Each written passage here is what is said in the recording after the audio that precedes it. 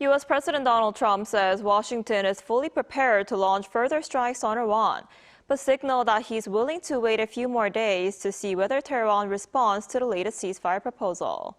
The comments come as the two countries continue exchanging diplomatic messages behind the scenes, despite both sides warning of possible escalation. Our Seung-jae has more. U.S. President Donald Trump said Wednesday that Washington is prepared to launch further strikes on Tehran if Iran refuses to agree to a peace deal, though he suggested he could wait a few more days before making a final decision.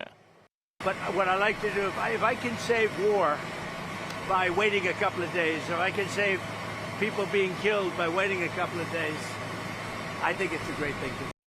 Speaking to reporters at Joint Base Andrews in Maryland, Trump said the situation remains on the borderline and warned that events could escalate rapidly if negotiations fail. He added that the U.S. is fully prepared for military action, but still hopes diplomacy can prevent a wider conflict.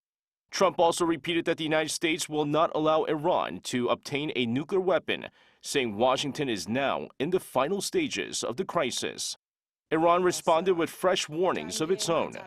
The Revolutionary Guards said any renewed attack on Iran would trigger a broader regional war extending beyond the Middle East. Tehran has also launched a new Persian Gulf Strait authority aimed at controlling maritime traffic through the strategically vital Strait of Hormuz. At the same time, diplomatic efforts appear to be continuing behind the scenes. Iranian media reported that Tehran recently received a new U.S. ceasefire proposal through Pakistani mediators and is currently reviewing the document.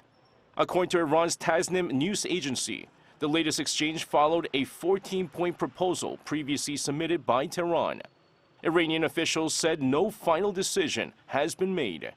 Iran has also laid out conditions for future talks, including the release of frozen overseas assets and an end to what it describes as a U.S. maritime blockade.